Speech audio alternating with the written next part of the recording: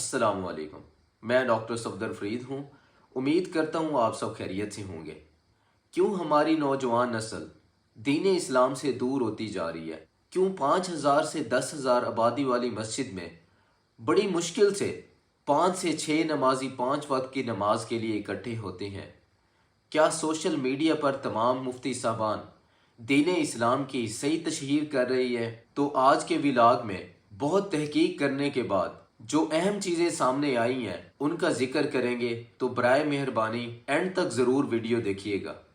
पाकिस्तान एक इस्लामी मुल्क है जिसकी आबादी का 90% हिस्सा मुसलमानों पर मुश्तमिल है, और पाकिस्तान को हासिल करने का एक ही मकसद था कि यहाँ पर दीन की सरबुलंदी के लिए काम होगा, और जिसकी वजह से पूरी दुनिया में इस्लाम की इशाअत होगी। इस्लाम एक मुकम्मल दीन और ज़ाब्ता हयात है, लेकिन हमारी बदकिस्मती ये है कि हम भूल चुके हैं कि दीन इस्लाम हमें सब्र, बर्दाश्त, अखलाकियात, गरीबों की मदद, मस्कीनों की मदद और हमसाइयों के हकूक़ का दर्स देता है।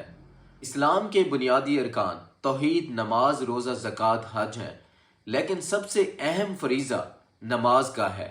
लेकिन बहुत अफसोस है कि पिछले चंद सालों में हम आहिस्ता आहिस्ता दीन इस्लाम से बहुत दूर होते जा रहे हैं, जिसकी बुनियादी वजह यह है कि सोशल मीडिया पर बैठे हुए तमाम मुफ्ती साहबान ने हमारी नौजवान नस्ल को इस मुश्किल में डाल दिया है कि कौन सा फ़िरका जन्नत में जाएगा, कौन सा फ़िरका ठीक है, कौन सा फ़िरका मुसलमान है, कौन सा फ़िरका काफिर नहीं है और कौन सा फ़िरका काफिर है।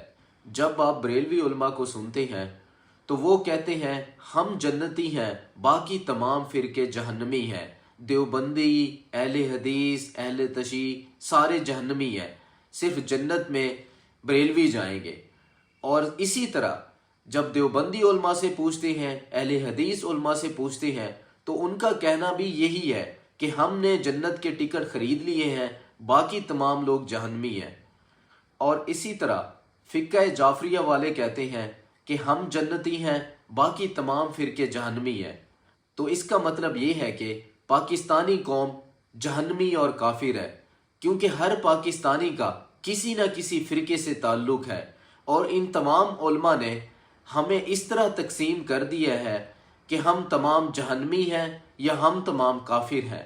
क्या इन तमाम उलमा ने कभी ये सोचा है कि जब 6ठी क्लास से 12वीं क्लास का तालिब इल्म दीन को पढ़ने के लिए या दीन को सीखने के लिए इन तमाम उलमा की वीडियो सोशल मीडिया पर देखता है, तो उसके जहन पर क्या असर पड़ता है? जब वो तालिब इल्म ये काफिर काफिर की कहानी सुनता है, तो वो तालिब इल्म नमाज से तो जाता ही है, और इस चीज़ का खदशा है कि कहीं वो दीन इस्लाम से ही ना चला जाए।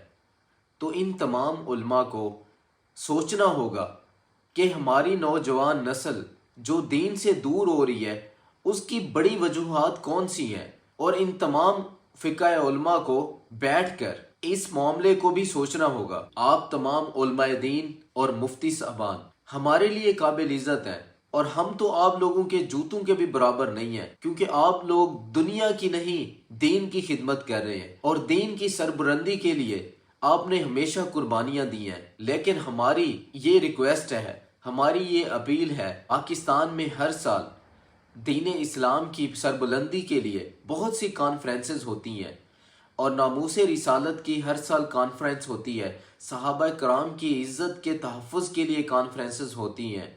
तो इसी तरह आप एक कॉन्फ्रेंस मुनाकिद करें जिसमें तमाम फ़िक़्ह उलमा को इकट्ठा करें, उन्हें इस पेज पर, इस प्लेटफॉर्म पर लेके आएँ कि कम से कम जो दीन के बुनियादी अरकान हैं वो तमाम हमारे नौजवानों को याद होने चाहिए।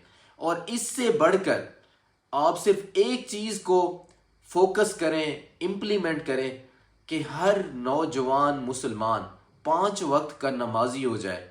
अगर उसकी ज़िंदगी में नमाज आ जाएगी तो दीन के जो बाकी अरकान हैं वो भी एक ना एक दिन ज़रूर इम्प्लीमेंट कर लेगा।